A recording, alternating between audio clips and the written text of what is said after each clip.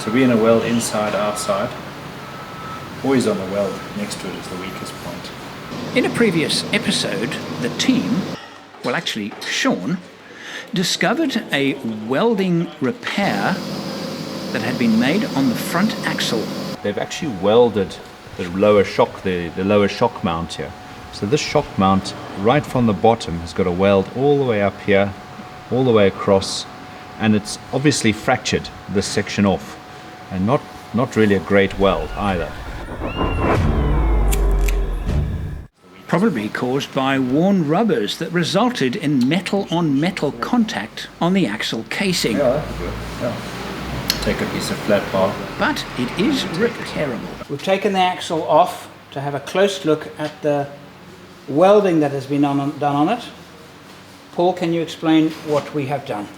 So what happened here is this actual lower mount on the axle here broke. So it's cracked, basically cracked through here, through this hole, round and all the way down here. Now, just really to show, it was repaired. They did weld it. But of course, most people when they weld don't always clean it out. And what the guys here have done is they've gone and ground out the weld all the way through, made a V, a gully, so that when they weld they can actually fill that gully in to give it a bit more strength. So they'll weld this all back up, okay? But over and above that we're going to strengthen this. So really what we're saying is it did have a weak point, we've welded it, but if we strengthen it, I can promise you this will not be the weak point anymore.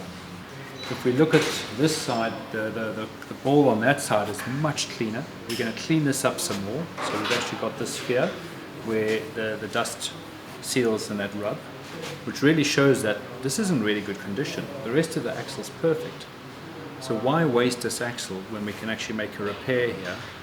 We can strengthen it and actually it will last. So there's nothing wrong with repairing something if you can do it properly. Why would you say that there is that is in better condition than this? So what we're seeing here is we're seeing this corrosion that's built in here, which is probably a bit of a rust that's set in here. A lot of this will clean away. There's a bit of pitting here. And this is from the result of the sand, the water, the dust, the mud that's collected under the seals over time.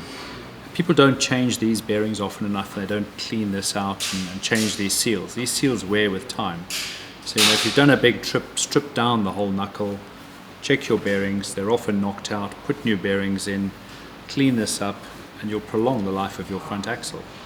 The same of checking the CV joint, and the little seal that separates the CV grease from the oil in the diff is also worthwhile changing on a regular basis. And again, we've picked up the crack here, which we'll weld and fix up. Now, if a repair is done properly, there's nothing wrong with making a repair, as long as it's done properly. So taking the axle out, welding this up, it's not going to change anything on the axle. Okay. So all good. Saves us an axle. Yeah. Okay, so we've got wheel bearing kits from Terrain Tamer. These kits actually have a hardened bearing, so it's actually stronger than most normal bearings. And again, they were designed for use in the mines, and they also improved the seal. Now, most seals, you push the seal into the hub, and then it's the inner part of the seal, the lip on the seal, actually turns on the stub axle. And generally you find, like we've seen on our stub axles here, there's a line, a groove all the way around.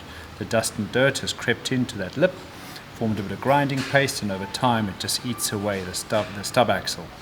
And that's of course what means that in time you've got to either change that whole rear axle, because the stub axles are not changeable on the Landcruisers, or you go to a seal like this, which is slightly different, where the inner part stays fixed and the outer part actually moves with the hub.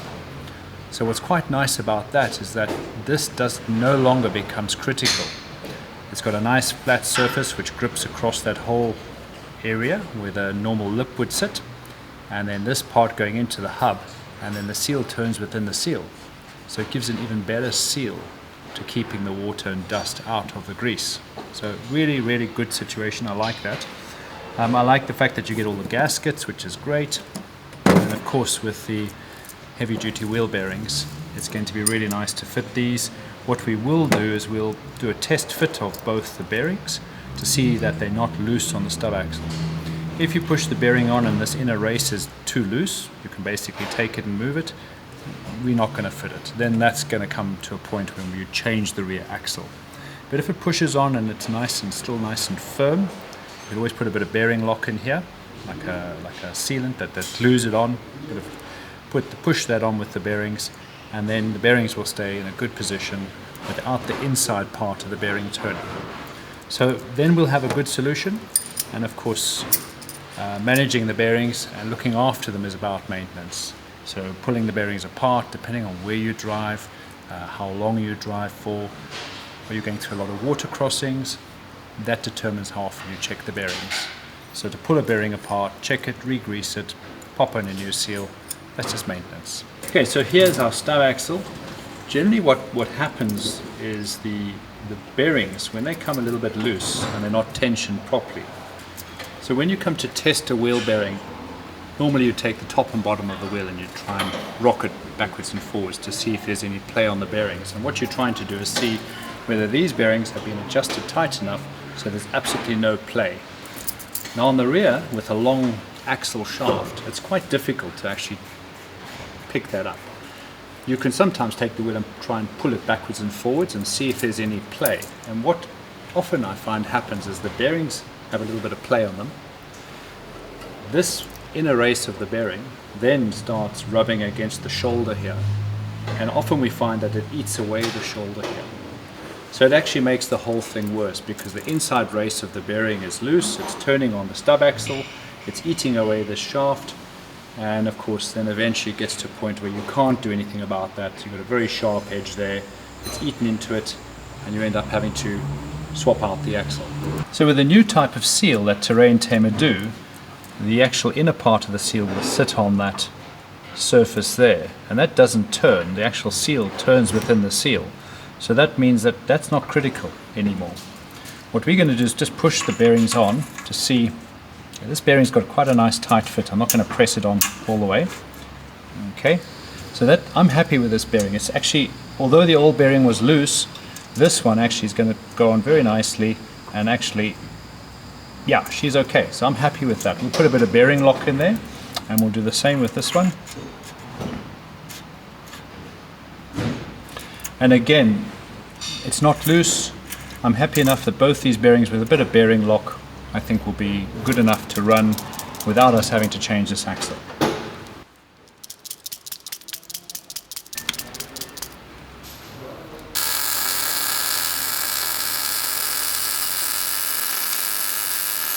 Well, we've had a great job here done by Samuel. He has re-welded the original crack, and then he's made a complete support all the way around with some flat bar, and then gone and stitched it, welded it, should I say, all the way. So we've welded on top, we've welded underneath, and we've got a support bracket all the way around. This is stronger than that side.